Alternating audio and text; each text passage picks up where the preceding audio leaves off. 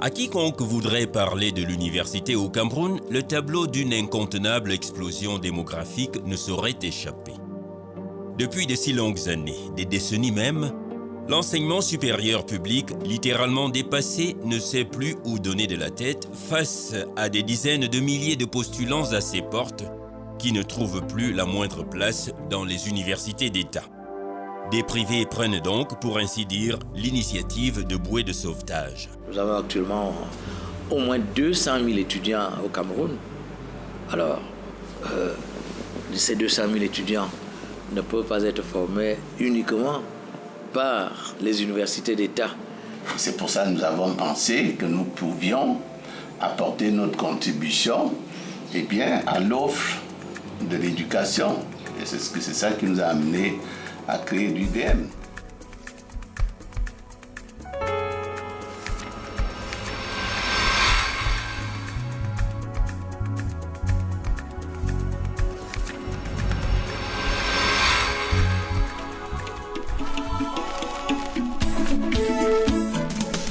Nous voici dans la région de l'Ouest, et pas très loin de Bafoussam, le chef-lieu.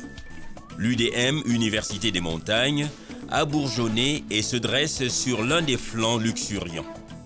C'est un regroupement de promoteurs intellectuels, l'Association pour l'éducation et le développement, qui en avait eu l'idée il y a plus d'une vingtaine d'années, alors qu'on n'y croyait vraiment pas. Le cadre juridique est encore des plus incertains. La loi d'orientation de l'enseignement supérieur, prescrivant un partenariat public-privé, ne sera promulguée, elle, qu'en avril 2001.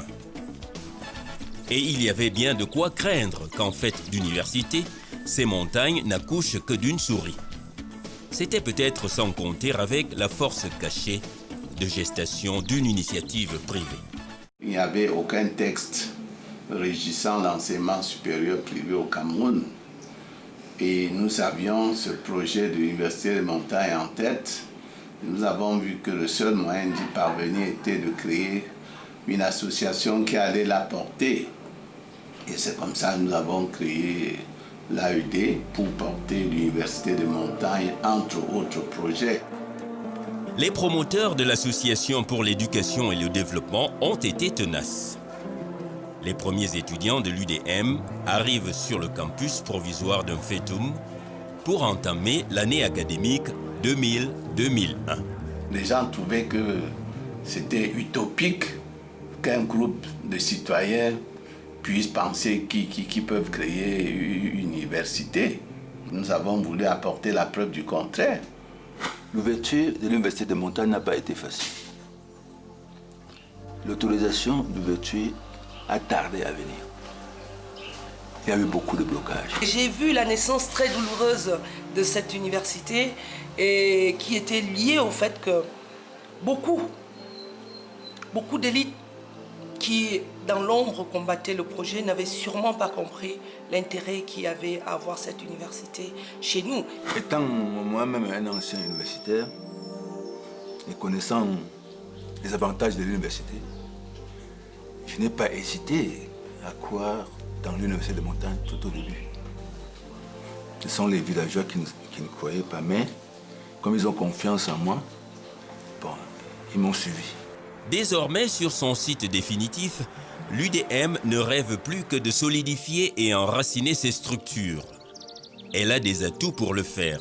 Entre autres, ses filières de formation en médecine et pharmacie, nouvelles aubaines à côté d'une faculté de médecine qui, à l'université de Yaoundé 1, ne pouvait encore recevoir qu'une centaine d'étudiants par an. Qui plus est, le pays ne possédait jusque-là pas d'institution de formation en pharmacie ou en génie biomédical. Nous avons fait à l'époque le tour du Cameroun, et en particulier de la région de l'ouest, du littoral, du centre, pour chercher un endroit où on pouvait démarrer. Et par chance, ici à Banganté, nous avons trouvé ce site à FETUM qui était un ancien collège de filles fermé pour des raisons d'effectifs. La mission évangélique du Cameroun avait fermé cet établissement qui n'avait plus beaucoup d'élèves. Et les bâtiments étaient en ruine. Donc nous avons négocié avec l'église qui a eu l'amabilité de nous louer ce site Et nous avons retapé les bâtiments qui étaient en ruine pour les rendre fonctionnels. Et c'est comme ça que nous avons pu démarrer.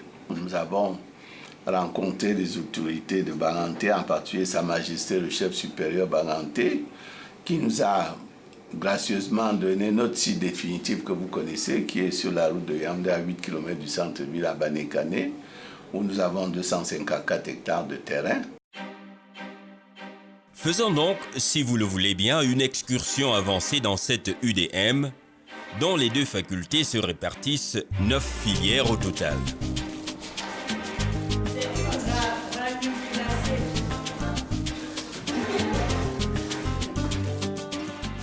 La faculté des sciences de la santé en comporte 5, la médecine humaine, la médecine vétérinaire, les sciences médico-sanitaires, la chirurgie dentaire et la pharmacie.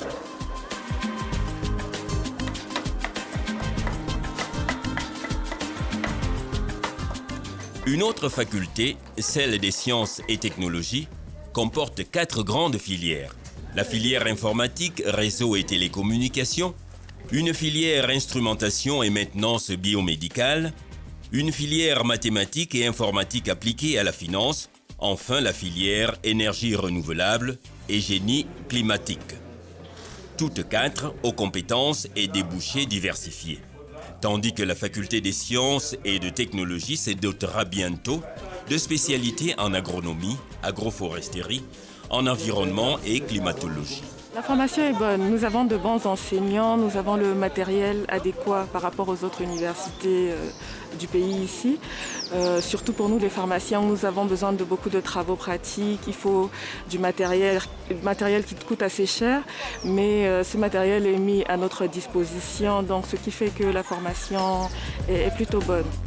Nous avons beaucoup de professeurs qui viennent de l'étranger et qui nous donnent quand même l'expérience qui vient d'ailleurs. Ils ont l'expérience de l'étranger et qui nous permet d'avoir des bonnes connaissances en domaine scientifique et en domaine médical. Côté partenariat, l'UDM saisit la perche de concours divers. Elle vient ainsi d'obtenir de l'Agence française de développement, AFD, un prêt de 5 milliards de francs CFA destiné à l'extension-modernisation d'infrastructures de l'université. Et au plan de la coopération purement pédagogique, l'UDM a depuis longtemps tissé des liens précieux avec des institutions sœurs jusqu'au-delà des mers.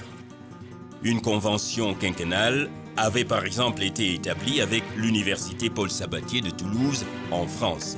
Comme le prévoient les textes régissant l'enseignement supérieur privé au Cameroun, les institutions qui se créent doivent bénéficier du parrainage d'institutions étatiques établies. Cette coopération-là a été dès le départ orientée dans les 2 axes. L'axe, la coopération sud-sud et la coopération nord-sud. C'est surtout vers les autres pays africains, les universités africaines comme l'université de Parakou, comme l'université de Kinshasa, que nous nous sommes orientés dans un premier temps. Après, nous avons développé cette coopération vers le nord avec des universités françaises, des universités italiennes, des universités suisses et aujourd'hui de plus en plus vers des universités américaines. Yaoundé a assuré la tutelle académique, mais elle n'assure plus au sens strict du terme notre tutelle académique maintenant. Depuis l'année dernière, nous sommes tournés vers l'université de Toulouse. Nous sommes à la 2e année, donc normalement nous en avons encore pour 3 ans. Si l'Université des montagnes, si le gouvernement du Cameroun est satisfait de l'apport, du soutien logistique que nous apportons à l'Université des montagnes, cette convention pourra être renouvelée pour 5 ans encore. Je suis ici dans le cadre d'un partenariat qui existe entre l'IDM et mon université, qui est l'Université de Kinshasa, et plus particulièrement avec notre faculté, qui est la faculté des sciences pharmaceutiques de l'Université de Kinshasa, et qui a un partenariat avec la filière pharmacie de l'IDM. l'Association pour l'éducation et le développement soutient que sa ressource essentielle, elle la tire de sa matière grise. Elle constitue elle-même le premier vivier d'enseignants pour l'université. Une équipe que viennent ensuite enrichir des collaborateurs des universités d'État au Cameroun et d'autres universités en Allemagne, au Bénin, en France, en Italie, au Maroc, au Sénégal et en Suisse. Quel gratin, dirait-on, mais qui resterait très peu opérant sans un équipement didactique pour le moins appréciable.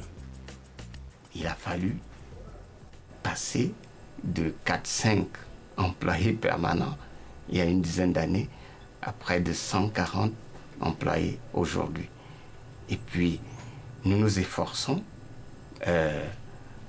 en permanence de maintenir le rythme de recrutement pour faire en sorte que le ratio personnel étudiant se rapproche, soit conforme à ce que l'on observe dans les universités à travers le monde.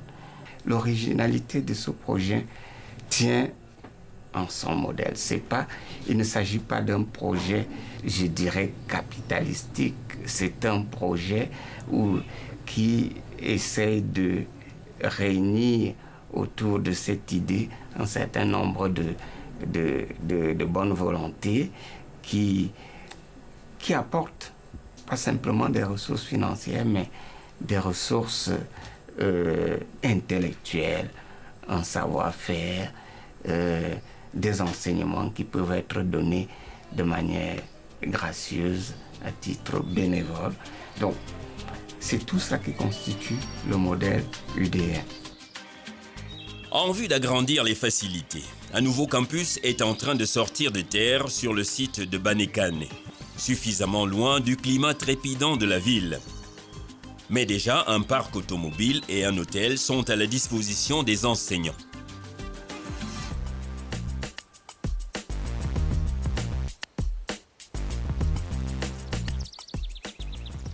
Côté étudiant, une mutuelle a été instituée prenant la charge d'un restaurant universitaire, d'une épicerie ainsi que d'un point TIC qui, entre autres services, offre une connexion Internet gratuite. Très affectueusement, du reste, les étudiants ont donné à ce lieu d'ouverture sur le monde le nom de sous-bois de la sagesse.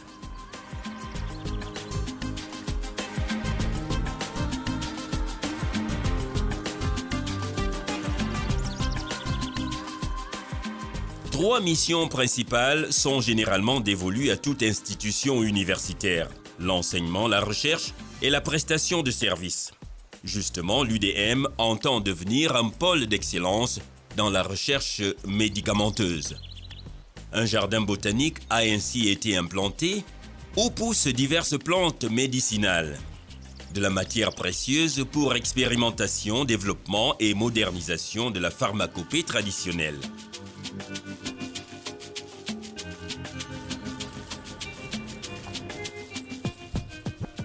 Tout en parallèle, des animaleries se sont enrichies en rats, lapins et autres babouins, de quoi booster nombre de recherches dans le domaine des pathologies émergentes et ou réémergentes telles que le VIH-Sida et les hépatites diverses. Les pathologies animales sont, bien entendu, prises en compte, elles aussi.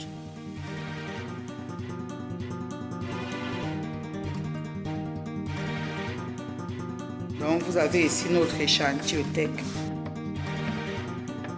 un stimulant de l'immunité. Ça c'est en 2011 qu'on l'a fait. On est ici pour connaître les chocs que le médicament peut subir, des agrégations, donc des délitements. Donc ça c'est la démonstration. Dans le volet des prestations de services et en première ligne, les cliniques universitaires des montagnes. L'UDM en fait d'abord un hôpital d'application, car les étudiants en médecine peuvent alors apprendre au chevet des malades après les enseignements théoriques dans les amphithéâtres. Mais aussi et à terme, l'université nourrit l'ambition d'un centre hospitalier de référence au plan national et international, pourquoi pas. Est-ce que tu as un point premier ? Et déjà se développe de façon remarquable une branche de médecine communautaire. Ma qualité de soins abata un boy soin. Na vous nous petit frère. Le IDM. Le 19 mai. Nyanti afamenti. Mais me boulot et si ma bois. Et ban docteur nous soin nous bak très bien. Mu joue que vous avez bête docteur ka tak expliquer na ola. Bak bu bien wasibita. Wasibita bu ne lona. Wasibita bu nyong bak lo zo se bête là. Bu sen fai soin na non. Et mais me bu soigner au petit frère parce que me nous nous kui nganda da mu ne bu que mais enfant je suis en train me sentir me dire me sauver donc me UDM abata mpo wasibita. Un scanner, des appareils d'échographie, de réanimation, un laboratoire, une salle d'opération, de quoi parler d'un plateau technique rassurant. Ajoutons-y une banque de sang visiblement bien ravitaillée. Vous avez ici une banque de sang qui accueille les produits sanguins, le sang total avant son traitement. Les cliniques universitaires des montagnes sont, en elles-mêmes, une planche de salut. D'ailleurs, pour parer aux tristes éventualités que l'on sait, un groupe électrogène a été installé, de même qu'un château d'eau et un incinérateur de déchets hospitaliers. Et dans un ordre d'idée de la sécurité, l'Université des montagnes organise, en collaboration avec les sapeurs-pompiers de Valence en France, des formations en secourisme tous les 2 ans à l'intention du personnel de l'établissement et toutes personnes impliquées dans les opérations de secours. Ce véhicule de désincarcération a déjà libéré de nombreux accidentés de la route, parfois coincés dans la ferraille. 3 ambulances médicalisées sont également opérationnelles. Nous avons choisi les filières où on pouvait avoir de l'auto-emploi, c'est-à-dire les filières dans lesquelles si un jeune est bien formé, même s'il n'est pas recruté par l'État ou par une entreprise, il peut s'auto-employer, c'est-à-dire il peut créer sa propre entreprise et évoluer dans la vie. Donc c'est ça, c'était là nos objectifs et je crois que cet objectif a été largement atteint. De quelques dizaines qu'elle a été il y a un peu plus de 10 ans à ses débuts, la population de l'UDM s'est pour le moins gonflée. 43 étudiants avaient en effet franchi les portes de la première filière, médecine et pharmacie, en 2000. 13 ans plus tard, le chiffre a été multiplié par 36. Plus de 1600 étudiants s'éparpillent dans 9 filières. Quand j'entrais ici, il n'y avait que 2 facultés de médecine au Cameroun, la FMSB et la faculté de médecine de l'Université des montagnes.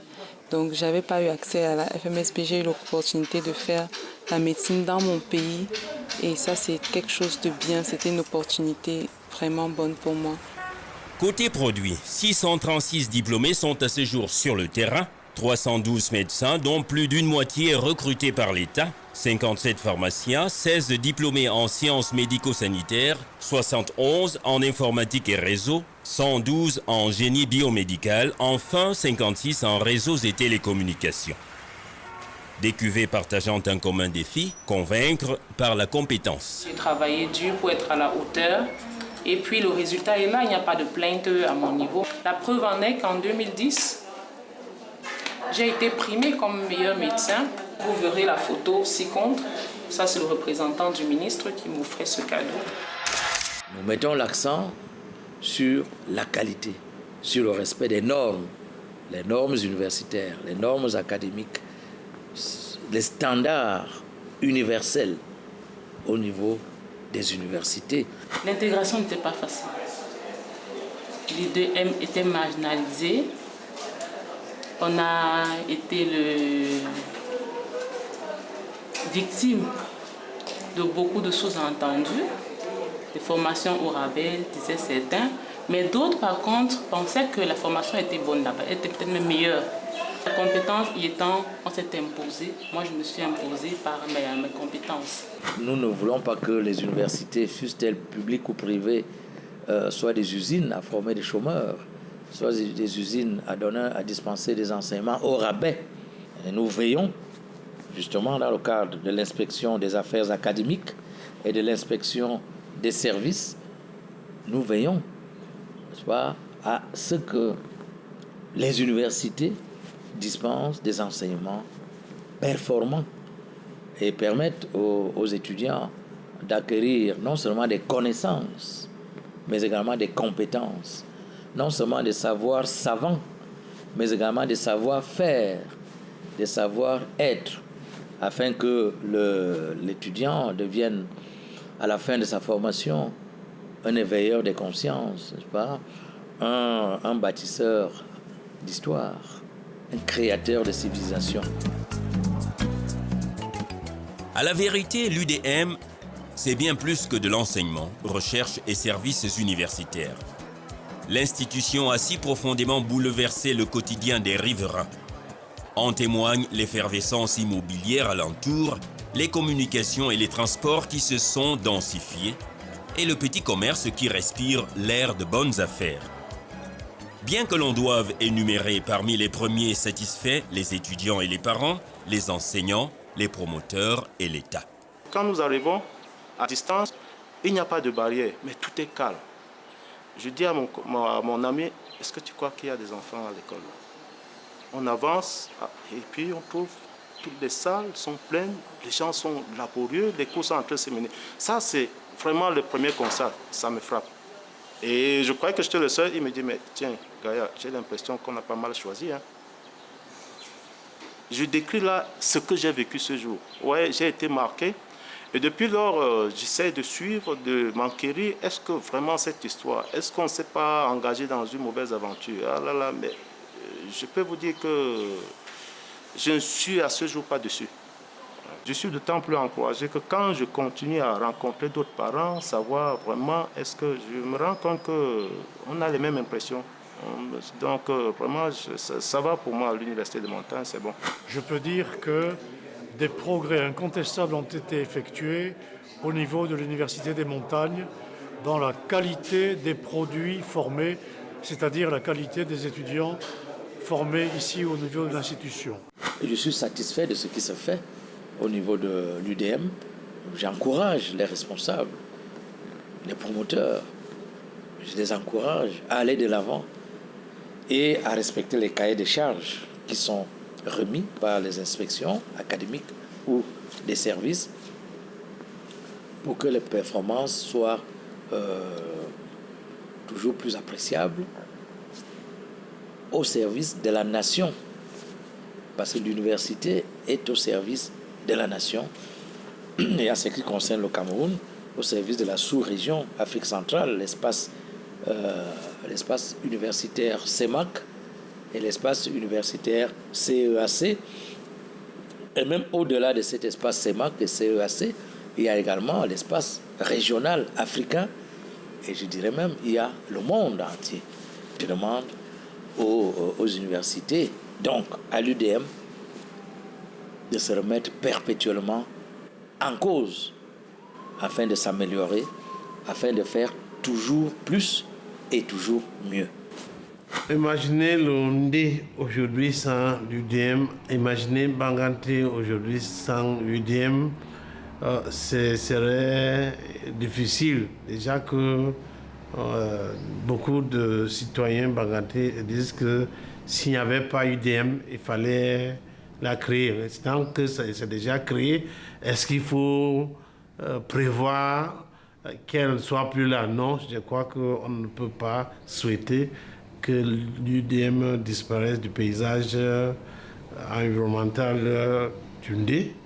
Nos projets sont de l'extension de l'université pour qu'à terme, elle devienne une université complète. Par exemple, je vous l'ai dit tout à l'heure, le droit, nous n'enseignons pas le droit ici. L'économie, nous n'enseignons pas pour l'instant l'économie. Nous avons introduit des demandes d'autorisation d'ouverture de ces filières.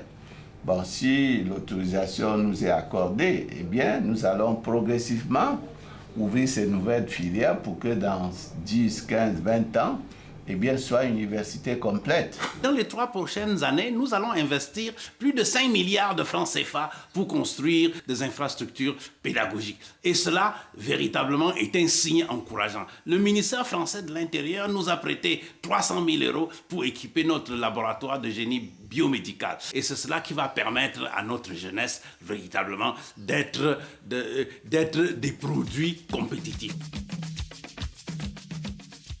Aujourd'hui, en faisant les bilans d'une première décennie, l'UDM ne cède pas à la tentation de dormir sur quelque laurier que ce soit. De ses flancs de montagne, cette université ouvre ses yeux vers l'avenir. Avenir qu'elle veut toujours meilleur, au prix d'efforts et serments que commande sa devise, toujours rechercher l'excellence.